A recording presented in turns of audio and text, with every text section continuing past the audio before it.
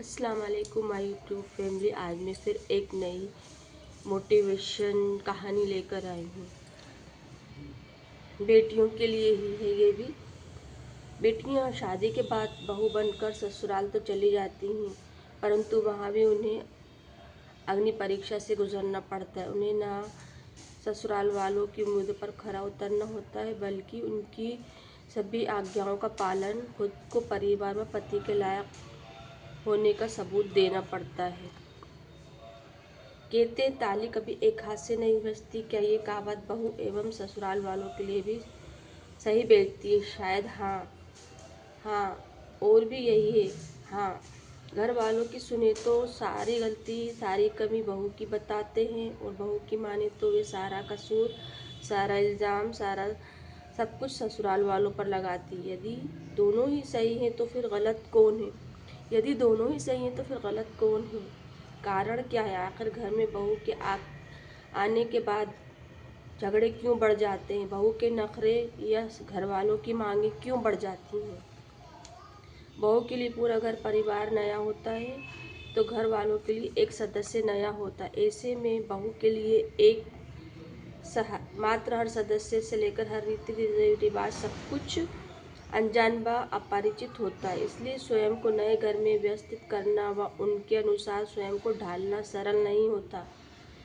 वे भी हर एक की उम्मीद एवं मांग पर खरा उतरना व उन्हें पूरा करना बहू के लिए तो क्या किसी के लिए भी सिरदर्दी का विषय बन सकता है। ऐसे में कार्यों में देरी, स्वभाव में गुस्सा या चिड़चिड़ापन तथा ना नुकुर नुकुर करना स्वाभाविक है। लेकिन घर वाले बहू को इस नज़र से नहीं देखते। उन्हें बहू बहू नहीं बल्कि मशीन लगती है। इसलिए वे उसके इस स्वभाव को, उसके नखरों को गिनते हैं। पर घर वालों को चाहिए कि वे इस बात पर विचार करें कि वे नखरे करना बहू का स्वभाव है या मजबूरी, और यदि मजबूरी है तो कारण ढूंढें।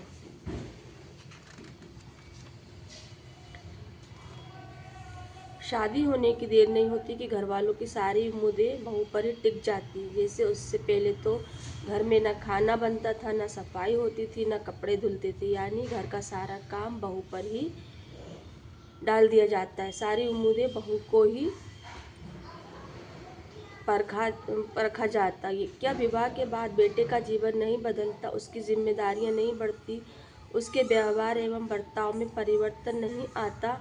लेकिन इस सब के लिए बेटे को ना तो परखा जाता है, ना ही टोका जाता है, बल्कि यदि बेटे के जीवन का स्वभाव में परिवर्तन आता भी है तो उसके लिए बहू को उम्मीदवार ठहराया जाता है।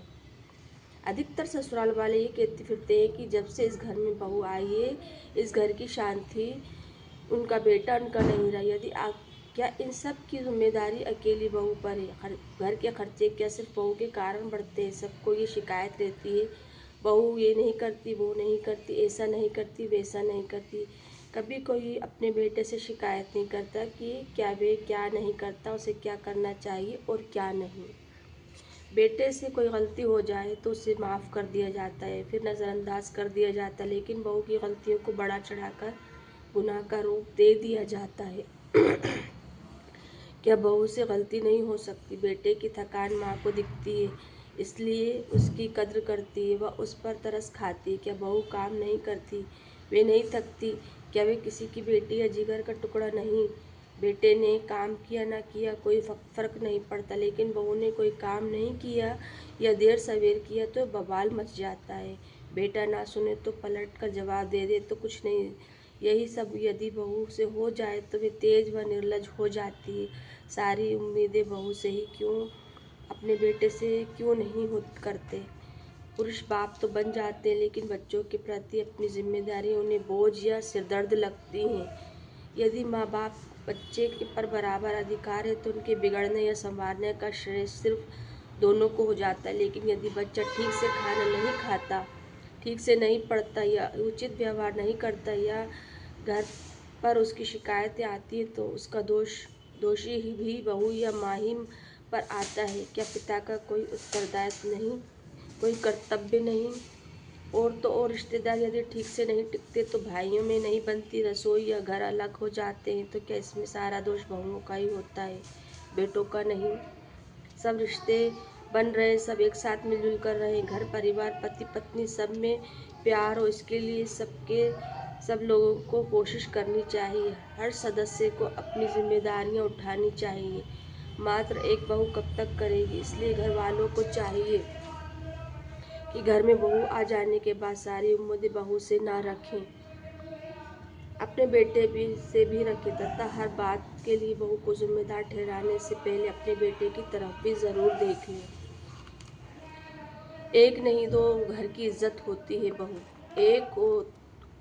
एक तो हम कहते हैं कि लड़कियां पराया धन है, लेकिन विवाह के बाद वे बहू के रूप में नए घर की अमानत होती है। लेकिन सच तो यह है कि विवाह के बाद लड़कियों का घर जरूर छूट जाता है, लेकिन जिम्मेदारी नहीं, अर्थात बहू बनकर उसके लिए वे केवल अपने ससुराल की जिम्मेदारियां होती है, बल्कि अपने मायके की भी इज्जत भी होती है, क्योंकि बहू बनने के बाद वे अपने ससुराल में जो भी जैसा भी करती है उसका असर मायके वालों के जीवन पर भी पड़ता है।